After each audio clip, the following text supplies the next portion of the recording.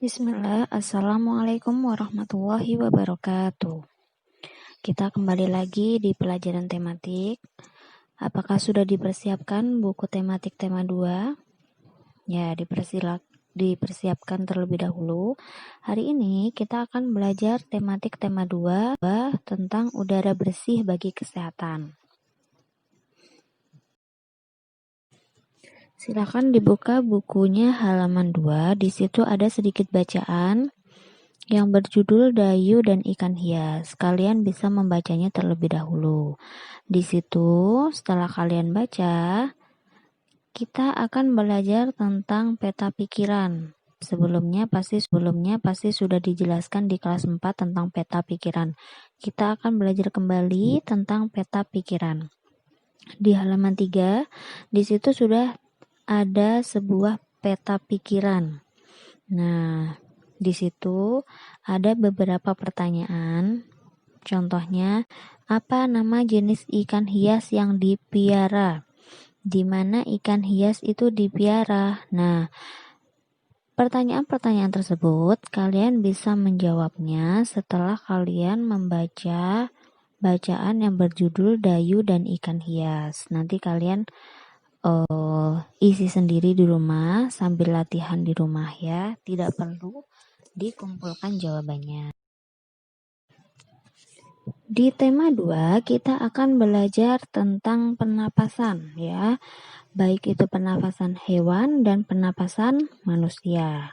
Kita akan belajar pernapasan pada hewan terlebih dahulu.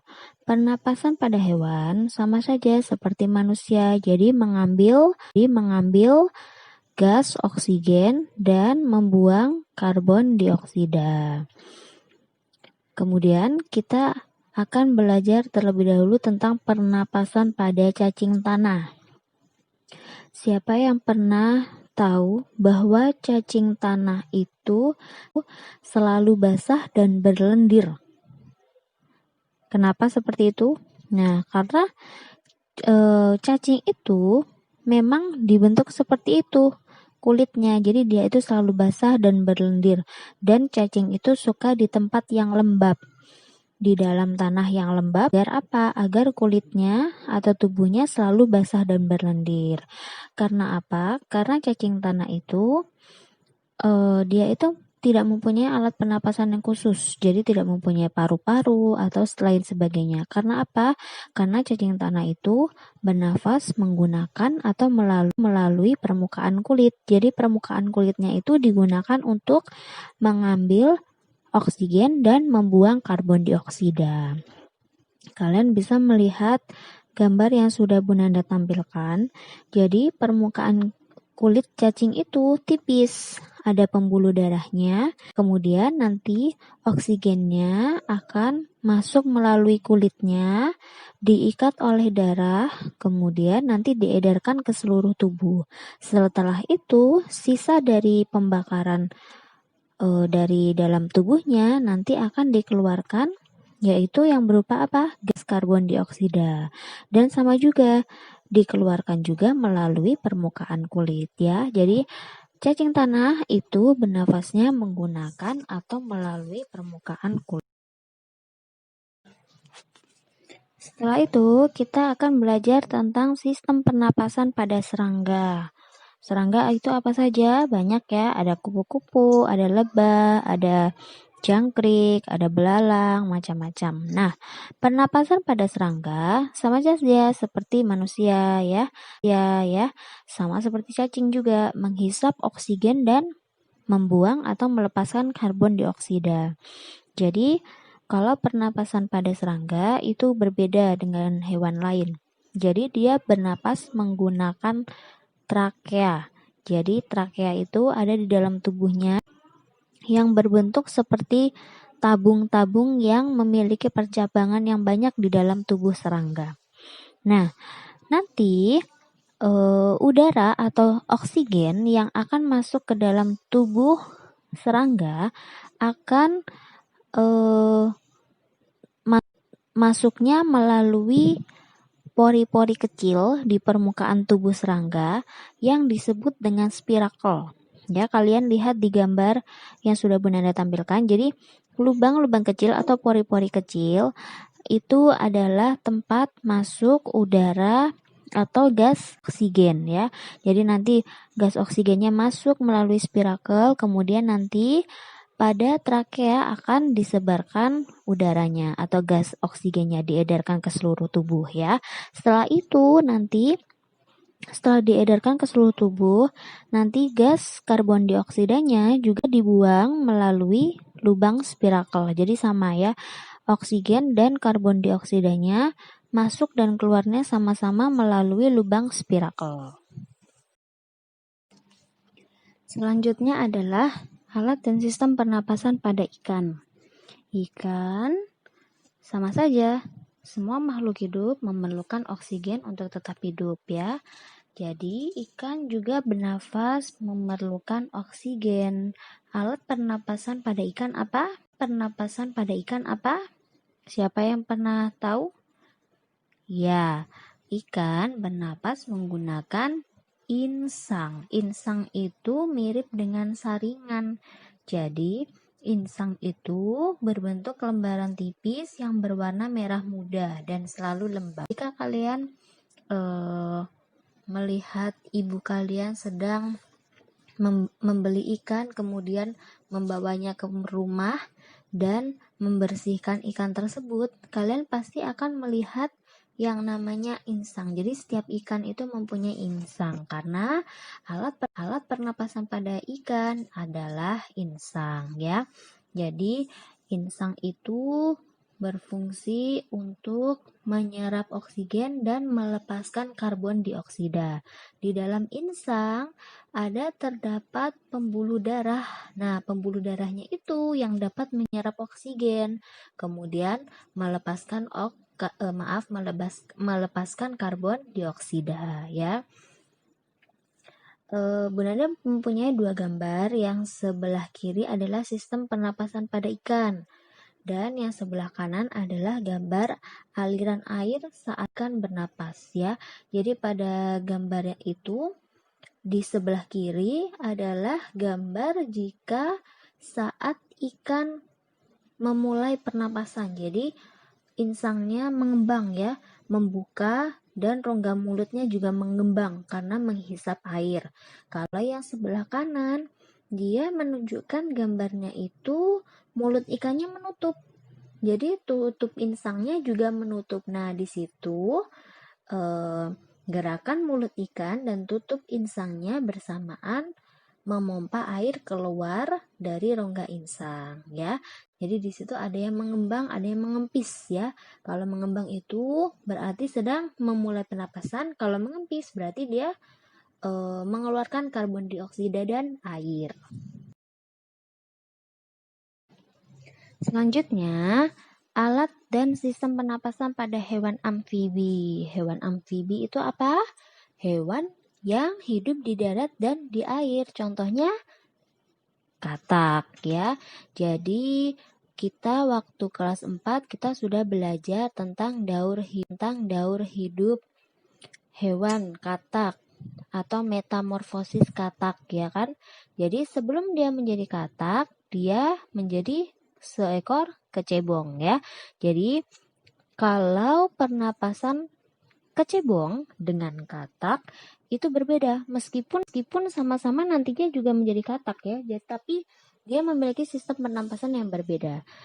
Untuk kecebong, sebelum dia menjadi katak, kecebong itu dia mempunyai lembaran-lembaran kulit yang halus mengandung kapiler darah. Jadi saat dia berumur 9 hari, kecebong bernafas menggunakan insang. Jadi dia mirip seperti ikan.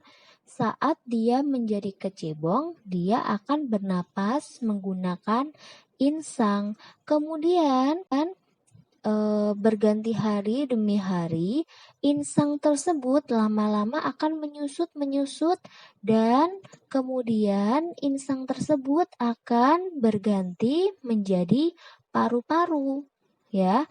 Jadi ketika dia sudah menjadi katak, dia akan berubah, alat pernapasannya sudah tidak insang lagi tapi menjadi paru-paru, ya. Jadi berbeda ya, saat masih menjadi kecebong, dia bernapas menggunakan insang mirip seperti ikan. Namun, ketika dia sudah berubah menjadi katak dewasa, insangnya akan menyusut dan berubah, fungsinya akan menjadi paru-paru, ya. Ingat-ingat ya perbedaan. Kemudian, alat dan sistem pernapasan pada reptil. Apa saja hewan yang termasuk reptil? Ada ular, ada katak, cicak, buaya, biawak. Nah, itu contoh-contoh hewan yang termasuk jenis reptil. Reptil ada banyak ya macam-macamnya yang tadi Bu Nanda sudah sebutkan. Bu Nanda akan memberikan satu contoh yang digambar, yaitu ular. Ular atau reptil bernapas menggunakan paru-paru. Jadi ular, kadal, cicak, buaya, biawak juga menggunakan paru-paru. Dia sama seperti manusia, membutuhkan oksigen, udara masuknya melalui hidung. Jadi masuk melalui hidung, kemudian ke batang tenggorokan, lalu masuk ke paru-paru, ya, seperti itu. Kemudian untuk paru-paru reptil terletak di rongga dadanya dan dilindungi oleh tulang rusuk. Ya, seperti itu ya. Itu yang Bu Nanda contohkan adalah reptil, yaitu ular. Nah, kalau buaya yang sering berkubang di air. Jadi buaya itu kan suka berkubang di air. Nah, dia mempunyai hidung. Hidungnya jika menyelam, kira hidungnya kemasukan air tidak? Nah, jadi kalau buaya, dia itu mempunyai lubang hidung, namun saat dia menyelam, lubang hidungnya akan ditutup. Jadi, airnya tidak akan masuk ke dalam paru-paru. Itu kalau jenis reptil pada buaya, ya. Selanjutnya adalah alat dan sistem pernapasan pada burung. Burung itu macam-macam ya, ada burung dara, burung raja wali, burung kakak tua, banyak ya jenis-jenis burung. Jadi burung sama seperti reptil, dia bernapas menggunakan paru-paru, dia mempunyai sepasang paru-paru. Paru-parunya terletak di dalam rongga dada. Kemudian udara oksigen yang masuk nantinya akan masuk ke pembuluh darah yang disebut dengan trakea. Ya, jadi nanti dari trakea udaranya masuk ke dalam paru-paru dan sebagian lagi masuk ke kantong udara. Jadi burung itu mempunyai keunikan tersendiri. Jadi dia mempunyai yang namanya kantong udara. Fungsinya apa kantong udara? Jadi kantong udaranya itu berfungsi untuk tempat menyimpan udara. Burung saat dia tidak terbang akan menghirup udara sebanyak-banyaknya. Namun saat dia terbang, dia tidak akan menghirup udara lagi. Jadi udaranya diambil dari mana? Diambil dari kantong udara. Karena apa? Karena di kantong udaranya sudah menyimpan banyak sekali udara saat dia tidak terbang, ya. Jadi dia itu, kalau kalian mengamati burung, dia sedang hinggap di dahan, di ranting, dia itu tidak terbang, namun dia bernafas dan menyimpan udara sebanyak-banyaknya. Jadi dia mengambil udara, oksigen yang sebanyak-banyaknya kemudian disimpan di kantong udaranya. Jadi ketika dia sudah terbang, dia tidak akan lagi menghirup udara karena dia akan mengambil udaranya yang ada di kantong udara ya. Jadi seperti itu keunikan dari. Yang terakhir, alat dan sistem pernapasan pada mamalia. Siapa yang tahu mamalia apa? Mamalia adalah jenis hewan yang menyusui anaknya. Ada 2 jenis mamalia darat dan mamalia air. Jika mamalia darat apa? Hewan yang menyusui anaknya yang ada di darat. Contohnya apa? Ada kambing, sapi, kerbau, kuda. Nah, itu contoh mamalia darat. Jika mamalia laut atau air, contohnya apa saja? Ada paus, duyung, lumba-lumba. Nah, itu adalah contoh dari mamalia air. Mamalia darat dan mamalia air sama-sama bernapas menggunakan paru-paru. Ya, jadi kalau mamalia darat dia itu akan menghisap oksigen dari hidung, kemudian masuk ke pangkal tenggorokan, ke batang tenggorok, kemudian masuk ke dalam paru-paru ya. Kalau mamalia air seperti lumba-lumba, duyung, paus, hidungnya dilengkapi dengan katup. Jadi katupnya itu selama dia menyelam ke dalam air, katupnya akan menutup. Dan jika kalau lumba-lumba muncul ke permukaan air, nanti katupnya akan terbuka. Nah, saat terbuka itulah dia akan menghirup oksigen serta mengeluarkan karbon dioksida ya. Baik, tadi Bu Nanda sudah menjelaskan beberapa alat dan sistem pernapasan pada hewan. Dimulai dari cacing tanah yang menggunakan apa? Bernafasnya menggunakan permukaan kulit. Kemudian serangga menggunakan trakea. Ikan bernapas atau alat pernapasannya menggunakan insang. Kemudian amfibi, jika masih kecebong dia akan bernapas menggunakan insang. Kemudian jika sudah berubah menjadi katak dewasa, dia akan bernapas menggunakan paru-paru ya. Kemudian reptil bernapas menggunakan paru-paru. Burung bernapas menggunakan paru-paru. Mamalia juga ya, mamalia darat dan mamalia air bernapas menggunakan paru-paru. Nah, sekarang Bu Nanda akan menjelaskan sistem pernapasan pada manusia. Kita bernapas menggunakan apa kira-kira? Ya, jadi alat pernapasan utama kita adalah paru-paru ya. Nah, manusia bernapas memasukkan oksigen ke dalam tubuh ya. Oksigen tersebut dibutuhkan untuk mendapatkan energi dari makanan.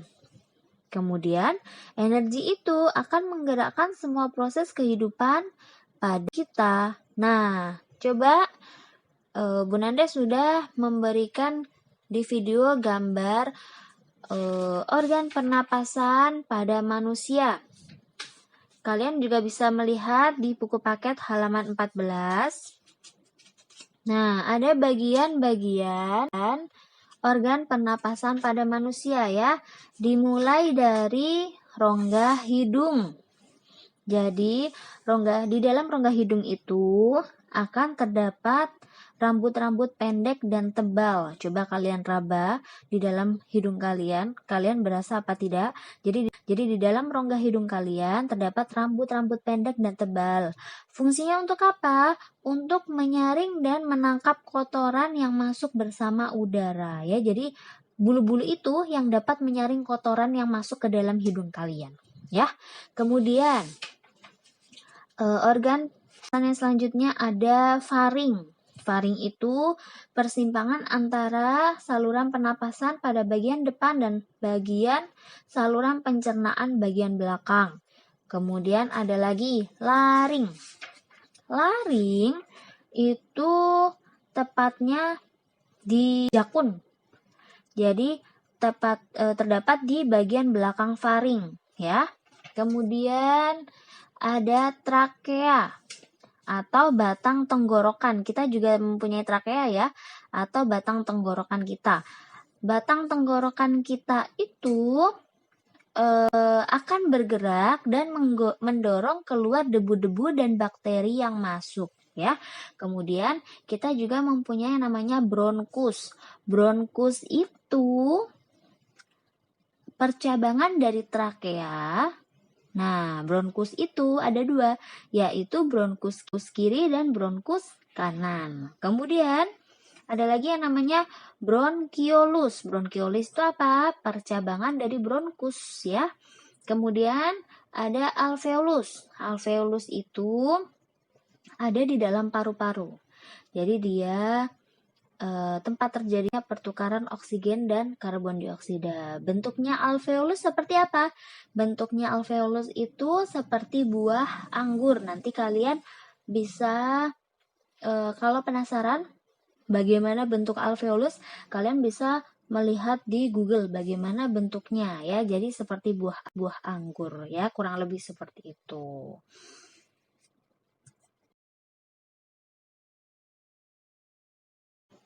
Dan Bu Nanda juga mempunyai gambar paru-paru. Kalian bisa melihat keterangan gambarnya di situ, ya. Di buku paket lebih jelas di halaman 15. Jadi, udara masuk itu melalui lubang hidung. Kemudian masuk ke dalam batang tenggorokan, ya.